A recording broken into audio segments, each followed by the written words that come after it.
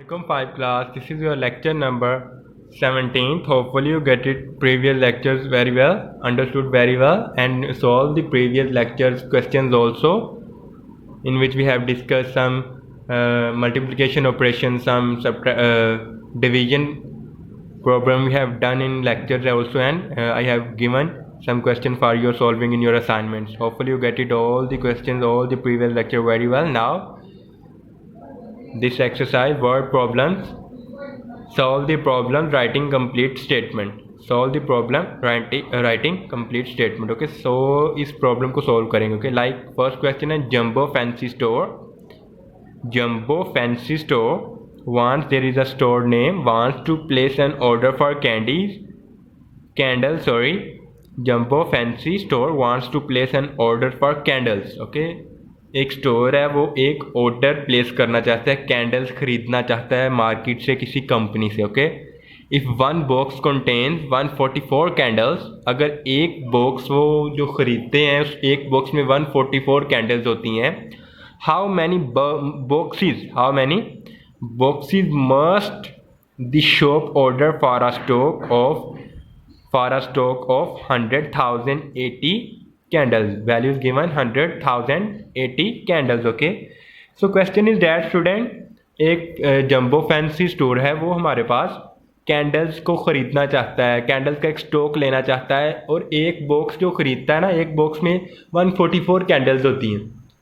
Boxes में ज़ाहिर बात है कोई चीज़ होती है स्टूडेंट्स, कोई भी कंपनी कोई चीज़ सेल करती है तो उसमें किसी एक बॉक्स में एक स्पेसिफिक वैल्यू चीज़ की होती है. तो मीन एक बॉक्स खरीदते हैं तो उसमें एक 144 कैंडल्स होती हैं.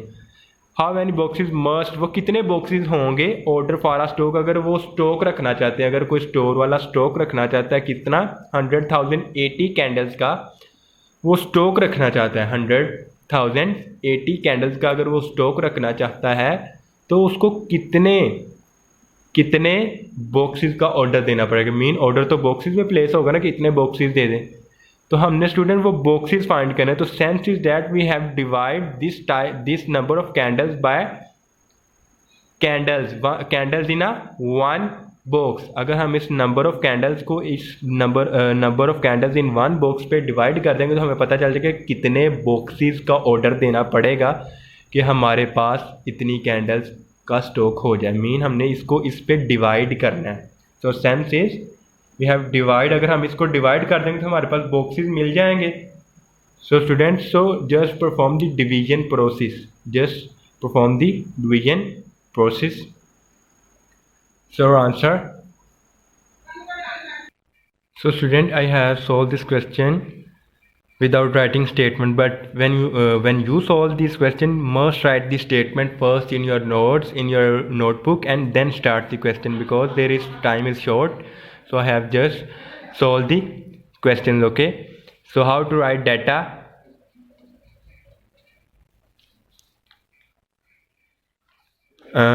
One box contains 144 candles.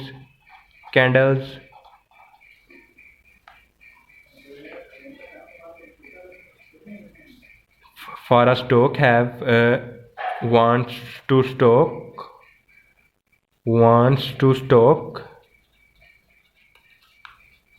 100,080 candles. How many boxes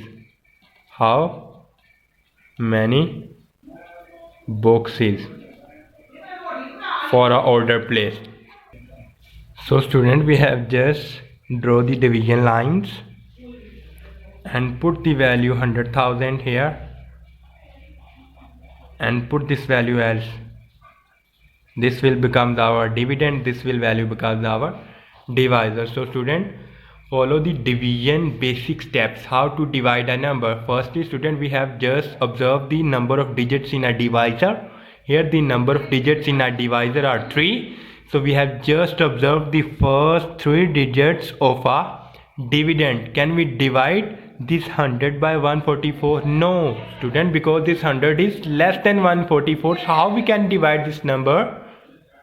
So student, अगर ये वैल्यू, ये 3 डिजिट्स का डिवाइज़र और फर्स्ट 3 डिजिट्स डिविडेंड के इससे स्मॉल आ रहे हैं, तो स्टूडेंट हमने क्या करना होता है, हमने इससे डिवाइड नहीं हो सकता तो हमने नेक्स्ट एक नंबर को उसके साथ ज्वाइन कर लेंगे, उससे नेक्स्ट नंबर को ज्वाइन कर लेते हैं. These are basic steps you have followed in previous classes also, and this is very easy method. Okay, so here our first dividend, just skip this 80, we have just solved this, we have just divide first this 1000 by 144. इस 1000 को 144 पे divide करेंगे. okay, so now we are looking for a number when we multiply by 144 our answer must comes closer to 1000 और equal to 1000. इसके close 3 आना चाहिए और या इक्वल आना चाहिए, बट इससे ग्रेटेस्ट वैल्यू ना आए. Okay, so let's see what is the number.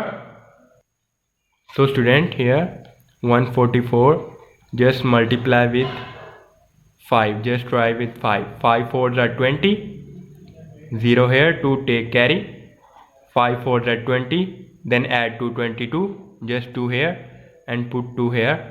5 1s are 5 or 2 7. Can we write 720?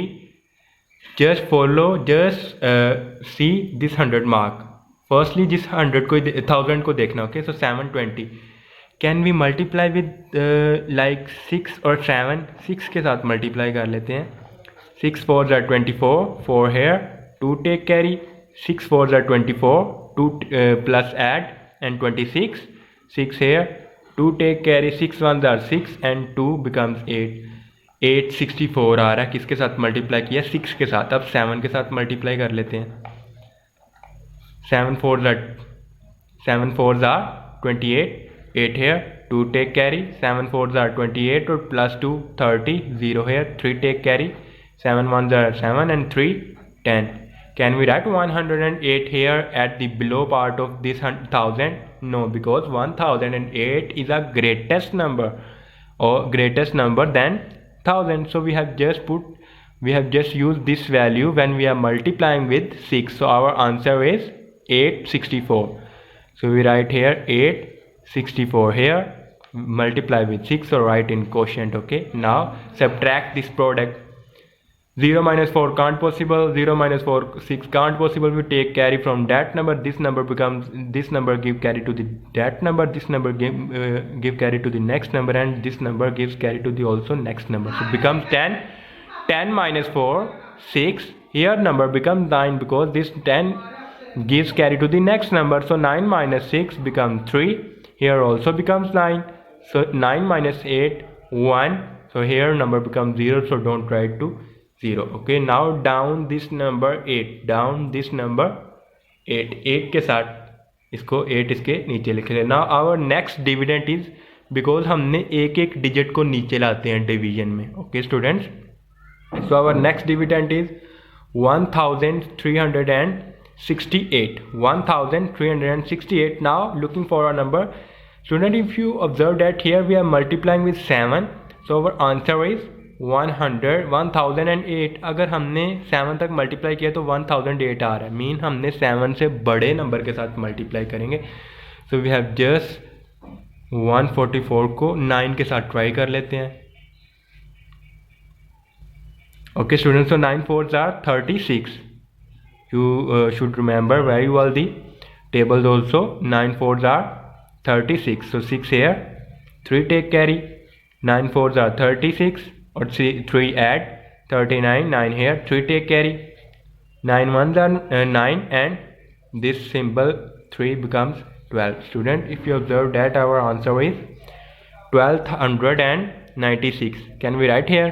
I think this number अगर 10 के साथ मल्टीप्लाई करेंगे, इफ़ यू ट्रिक फॉलो करो, 144 को 10 के साथ मल्टीप्लाई करते हैं तो हमने ट्रिक सीखी है. तो जस्ट इस तरह का नंबर आएगा कि जिसका फर्स्ट डिजिट 1 होता है और लास्ट वाला 0 होता है, तो जस्ट 0 को इसके साथ पुट कर दे तो वो आएगा आंसर 1440. सो स्टूडेंट, आवर जो वैल्यू हमने यूज़ करनी है वो यही वाली है जिसके साथ हमने 9 के साथ मल्टीप्लाई किया है. So we have write 9 here and write 12, 9 6 here. So 8 minus 6 becomes 2. 6 minus 9 can't possible, so take carry from that number, becomes 16. 16 minus 9 becomes 7. 2 minus 2, because here number becomes 2 because this number give the carry to the next number. So 2 minus 2 0, 1 minus 1 0, so don't need to write. So now down this 0 here, इसको भी down कर लेते हैं. Okay, सो 720. So किसके साथ multiply करेंगे? तो our answer must be 720 here. If you have done a multiplication with 5 के साथ मल्टीप्लाई किया तो हमारा आंसर कितना आ रहा था? 720. सो 144 को किसके साथ मल्टीप्लाई करेंगे? 5 के साथ, तो 720 आंसर आएगा. There is no extra digit here और our answer is completely done. Our division is completely done. So student 695 is the number of boxes. Here we have right 695 the number of boxes that the storekeeper give the order to the company. Okay, वो कितने boxes का order देगा? 695 boxes candles के order देगा. तो उसके पास stock कितना हो जाएगा? 1000, क्योंकि एक बॉक्स में 144 कैंडल्स होंगी. तो जब उसको टोटल कैंडल्स को काउंट करेंगे तो 100,080 कैंडल्स का स्टॉक हो जाएगा. Okay, so student here our next question is the government want to build new homes. The government wants to build new homes for 382 homeless families. Government है, country की government है, wants to build, वो घर बनाना चाहती है 385 घर बनाना चाहती है होमलेस फैमिली जिसके पास घर नहीं होता उनको लिए घर बना के उनको देना चाहती है.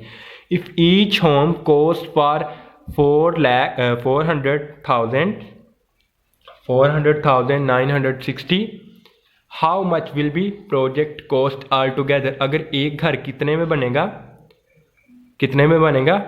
400,000 में, 400,960 रुपीज़ में एक घर बनेगा. तो टोटल प्रोजेक्ट्स के लिए कितने पैसे चाहिए होंगे? Means student if you see the sense, अगर हमारे पास एक घर इतने में बन रहा है, मीन एक घर कितने में बन रहा है? 400,960 में बन रहा है. ओके, सो 382 घर बनाने हैं. मीन 382 घर बनाने हैं. कितने बनाने हैं? 382 घर बनाने हैं. एक घर इतने में बनता है तो टोटल कॉस्ट कितनी होगी project? So student sense is that we have just multiply this number with that number. The multiply with that number our final cost comes, our final answer is comes in which the whole project cost. Okay, आपने क्या करना है? इसको solve करना खुद को, इसको multiply करना. कैसे? I have just write here like one house cost is, ये one house cost है. need to build